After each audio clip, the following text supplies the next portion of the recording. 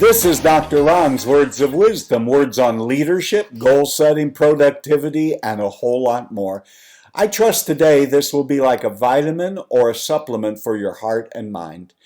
And wherever you receive podcasts from, would you please subscribe to Dr. Ron's Words of Wisdom? We are on iTunes and Stitcher and Spotify and TuneIn and Podbean and on it goes. And then would you pass the word along and please leave a written review, and it really will encourage people to find it. And I'm looking for the next level leaders that I can come alongside and help, and I'd love to help you. All you have to do is go to drronblake.com/call, drronblake.com/call, get on my calendar, and I'll give you a call, and we'll see what the possibilities are of you and I working together. Today I want to talk about leadership luck. And I want to give you just a definition from the dictionary about luck. Luck is the circumstances of life that sometimes seem to be for you and at other times seem to be against you. Now, if you're a person of faith, you may be sort of biased against the word luck and believe more in grace and providence and the hand of God. But I'm talking today about those leaders those of us that observe them on the outside, maybe don't even really know them, just say, boy, it looks like they've gotten all the breaks and that things have really worked out for them. There is a sense in which if all of us look back on our lives and are truly candid, there are some things that have happened to us that are really difficult to explain. We just seem to be in the right place at the right time, and things happened that we could never have imagined. There's a quote that is attributed to a lot of people, and it goes something like this. I'm a believer in luck. I find the harder I work, the luckier I get. I think when we stand on the outside, as I've been saying, and we observe someone's life, they appear lucky to us, when in fact it may just be that they've really, really worked hard. They've really, really given themselves to continual and constant improvement. Just as with the last quote I gave you, there are a lot of people who it's been ascribed to. The next one is the same way. And one of the people that I saw mentioned as the originator of this quote was Darrell Royal, a former college football coach, who said, luck is what happens when preparation meets opportunities. He says luck is what happens at the intersection of preparation and opportunity. There may be a lot of important intersections in the city where you live, Fifth Street in Maine, Broadway and the highway, but the greatest intersection is when your preparation meets a given opportunity. And so what may appear to some folks on the outside as luck may be the fact that that person has worked hard, they've given themselves to preparation, and when that opportunity came, they were able to seize it and go with it. Now, let's talk about some of the things that are at work in people's lives, especially the lives of leaders, who some people would say that's just luck. I don't believe that, but what are those things that really, if we go a little bit deeper, are in evidence in those lucky leaders' lives? I believe that everyone that you and I might look at their life and say they've had a lot of luck, oftentimes those are people, if not most of the time, people who had a plan. Now, there's no such thing as at a 12 or 14-year-old child, you receive a plan and then you just work it and execute it the rest of your life. Even at my age, I've had to adjust my plans all along the way. But if you're going to have opportunity and preparation meet, one of the things you have to have is a plan for yourself, a plan for what you do, a plan for the kind of difference that you want to make in your life. And along with that, to have a plan, you have to build some time into your schedule to think. And that is one of the first things that goes and is almost the enemy of busyness is thinking. We just begin to run around by rote trying to get done all of these things, and we never stop to think, am I making any progress? Is this really what I should be exchanging a piece of the time of my life for? And I can't say to you that strongly enough that one of the more important things you could do is to get out of your routine, whether you can only do it for a couple hours, a half a day, or even a few days, is to get out of your routine, go somewhere, and do some serious thinking and evaluating of your life, where you are, your plan, and what you need to do. The second thing that I would say that for those leaders who some on the outside would say they are lucky is I've noticed they are very observant. They observe what worked and what didn't. And if it doesn't work, they don't become married to it. They throw it out and do something else. As a matter of fact, in my files, I have a section called observations. Because right now, when I'm observing some things, I make a note of it because I also am a believer in the shortest pencil beats the longest memory. And if I'm just going to depend on memory, the observation may flee me momentarily.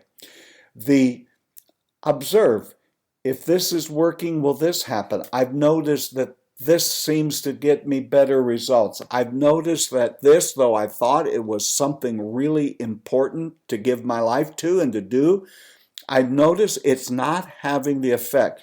Now, I'm not talking about throwing something out after trying it for a day or two, but oftentimes you have to hone your skills. You have to hone what you are doing.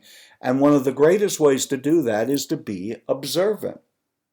Another thing that I've noticed about those leaders who many recognize as being lucky is they are action-oriented. They have a bias toward execution, getting things done. One of my favorite statements is after everything has been said and done, a whole lot more gets said than ever gets done. And the leaders who appear to people on the outside as being lucky, really it comes down to they are action-oriented. They've stopped talking, they've stopped planning, they've stopped dreaming, they've stopped scheming, and they go to work. And they take action. They get up, they do the tough things, they do the difficult things, they do the things that others wouldn't choose to do. They have a bias for execution. They get things done. One of the things that's a problem for many, many of my leadership friends is they just need to get up and do something. Enough theorizing, enough strategizing, and I am for both of those things. But they weren't an end in themselves. They were to lead to an action being taken and something being accomplished.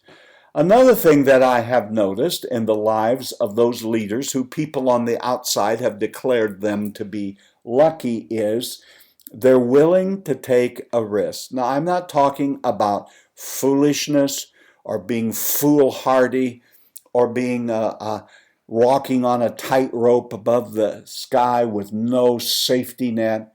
I'm talking really about a calculated risk, something that's been studied, planned, and prayed over, something that you believe will help your organization to move forward.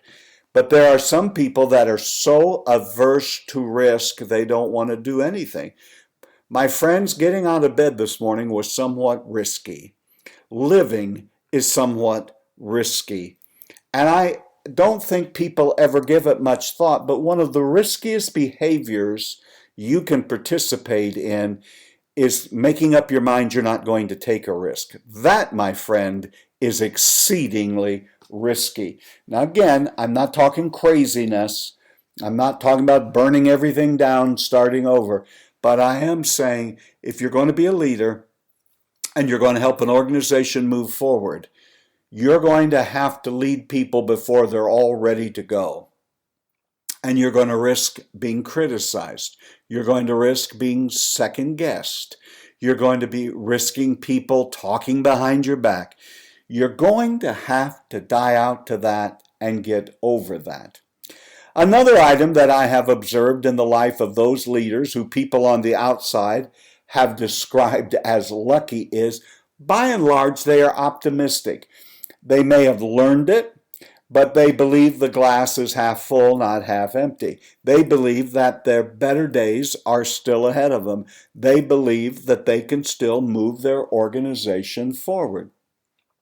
They haven't done what so many have done in our culture, and that is they have learned a helplessness. Oh, well, it doesn't make any difference. What use? Nothing ever works out for me. I'm just doomed. Nothing ever goes my way. Don't give in to that. You cannot control everything that happens to you.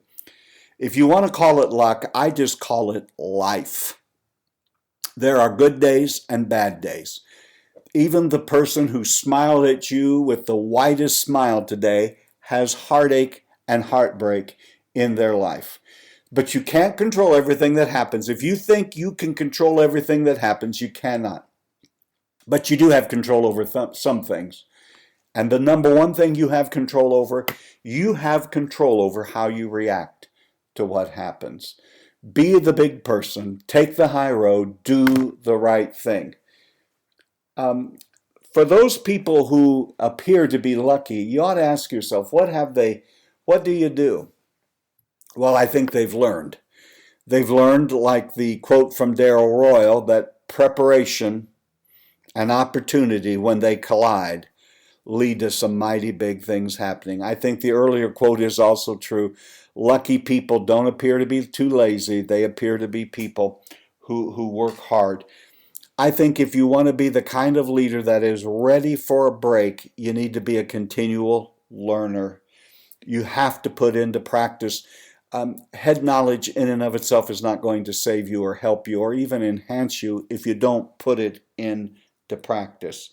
You got to be purpose-driven. You can't be content with just where you are right now, but you've got to have a purpose that is larger than you.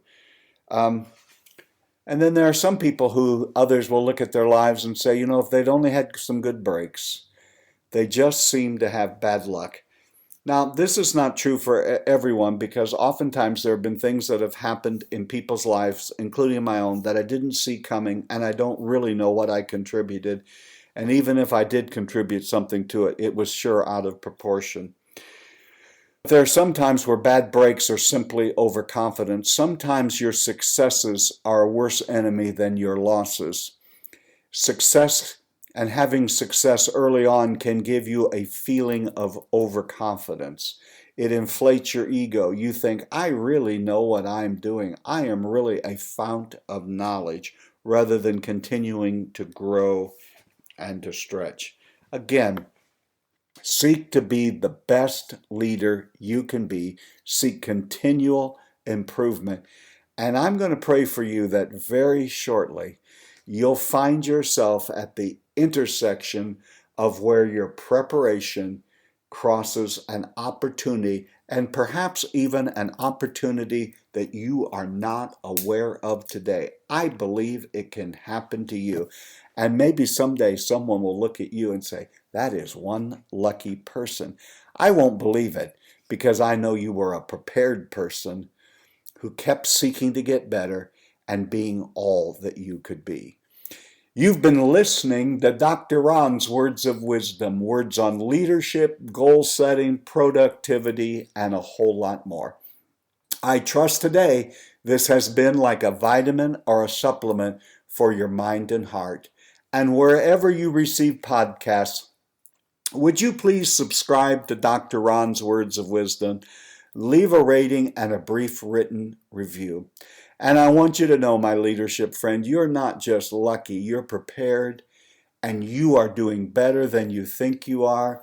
You're in the middle of the battle right now, but I'm here to tell you, you are doing better than you think you are. You really are.